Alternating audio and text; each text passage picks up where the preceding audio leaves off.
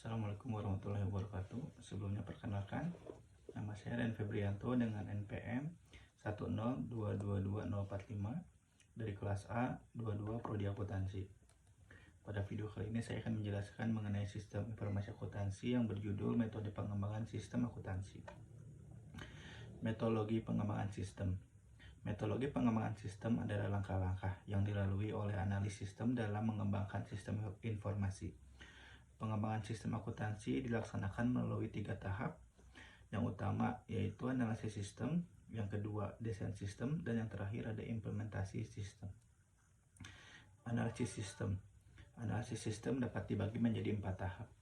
Yang pertama ada analisis pendahuluan, yaitu yang dimana dalam analisis pendahuluan ini analisis sistem mengumpulkan informasi untuk memperoleh gambaran secara menyeluruh mengenai perusahaan kliennya. Untuk itu analisis sistem harus banyak membuat worksheet atau cek terlebih dahulu untuk mengumpulkan informasi yang dikumpulkan dalam analisis pendahuluan tersebut. Yang kedua ada penyusunan usulan pelaksanaan analisis sistem. Pelaksanaan analisis sistem direncanakan oleh analisis sistem dalam suatu dokumen tertulis yang disebut usulan pelaksanaan analisis sistem. Maksud dihasilkannya dokumen tertulis tersebut adalah untuk mempertemukan pikiran pemakai informasi dengan analisis sistem mengenai pekerjaan pengembangan sistem akuntansi yang akan dilaksanakan oleh analis sistem untuk memenuhi kebutuhan pemakai informasi. Yang ketiga, pelaksanaan analisis sistem. Dalam tahap ini, analisis sistem mempelajari laporan yang sudah dihasilkan oleh sistem akuntansi yang sekarang digunakan untuk menemukan informasi yang digunakan oleh manajemen, namun tidak disediakan oleh sistem akuntansi yang sekarang.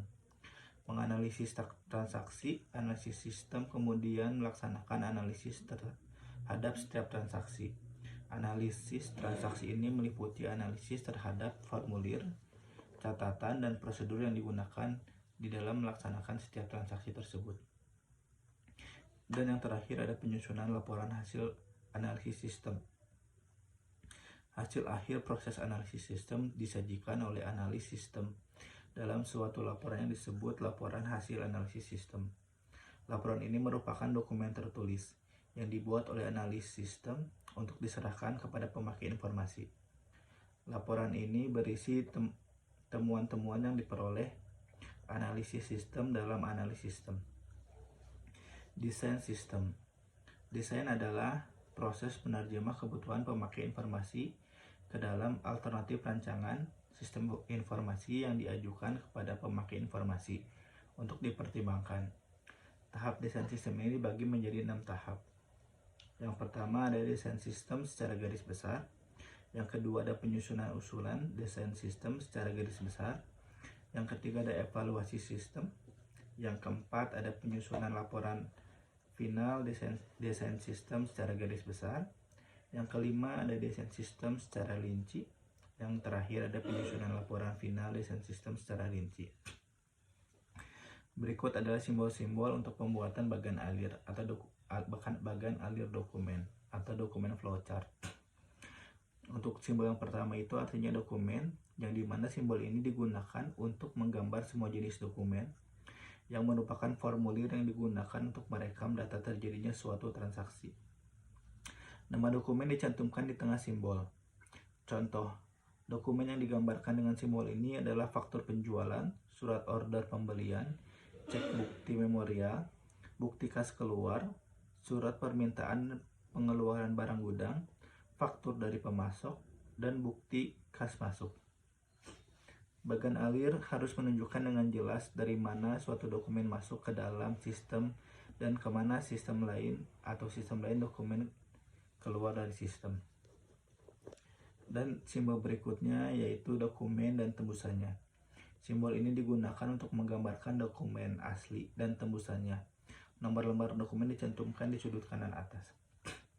Untuk untuk simbol berikutnya itu berbagai dokumen.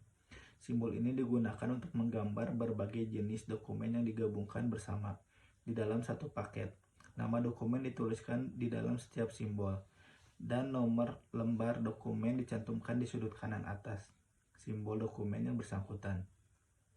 Simbol dalam contoh tersebut menggambarkan faktor penjualan lembar ketiga, dilampiri dengan surat order penjualan lembar ke-1 dan surat muat. Untuk simbol berikutnya, yaitu ada catatan.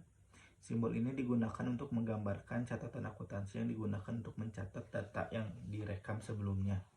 Di dalam dokumen atau formulir, nama catatan akuntansi dicantumkan dalam simbol ini. Catatan akuntansi yang digambarkan dengan simbol ini adalah jurnal, buku pembantu, dan buku besar. Untuk simbol berikutnya ada simbol lingkaran, yaitu penghubung pada lingkaran yang sama, pada halaman yang sama.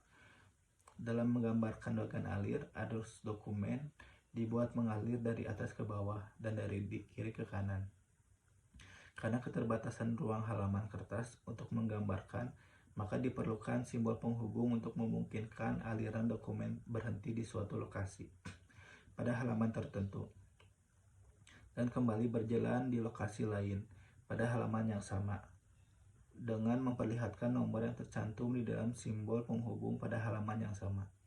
Dapat diketahui aliran dokumen dalam sistem akuntansi yang digambarkan dalam bagan alir.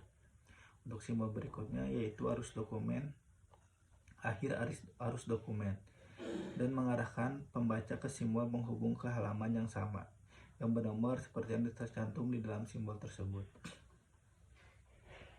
Untuk simbol berikutnya yaitu awal arus dokumen yang berasal dari simbol penghubung halaman yang sama, yang bernomor seperti yang tercantum di dalam simbol tersebut. Untuk simbol yang berikutnya, penghubung pada halaman yang berbeda. Jika untuk menggambarkan bagan alir suatu sistem akuntansi diperlukan lebih dari satu halaman, simbol ini harus digunakan untuk menunjukkan kemana dan bagaimana bagan alir terkait satu dengan yang lainnya. Nomor yang tercantum di dalam simbol penghubung menunjukkan bagaimana bagan alir yang tercantum pada halaman tertentu terkait dengan bagan alir yang tercantum pada halaman yang lain. Untuk simbol yang berikutnya ada kegiatan manual. Simbol ini digunakan untuk menggambarkan kegiatan manual, seperti menerima order dari pembeli, mengisi formulir, membandingkan dan memeriksa berbagai jenis kegiatan klerikal yang lain. Uraian singkat kegiatan manual dicantumkan di dalam simbol ini. Untuk simbol yang berikutnya ada keterangan atau komentar. Simbol ini memungkinkan ahli sistem menambahkan keterangan untuk memperjelas pesan yang disampaikan di dalam bagan alir. Simbol yang terakhir ada di simbol segitiga, yaitu yang artinya arsip sementara. Simbol ini digunakan untuk menunjukkan tempat penyimpanan dokumen, seperti lemari arsip dan kotak arsip. Terdapat dua tipe arsip dokumen. Yang pertama ada arsip sementara, dan yang kedua ada arsip permanen. Arsip sementara pada tempat penyimpanan dokumen, yang dokumen akan ambil kembali ke arsip tersebut di masa yang akan datang untuk keperluan pengolahan lebih lanjut terhadap dokumen tersebut. Untuk menunjukkan urutan pengarsipan dokumen digunakan simbol berikut, yaitu ada A untuk menunjukkan abjad, N menurut nomor urut, dan T kronologis menurut tanggal. Mungkin cukup sekian penjelasan saya mengenai sistem informasi akuntansi yang berjudul metode pengembangan sistem akuntansi. Assalamualaikum warahmatullahi wabarakatuh.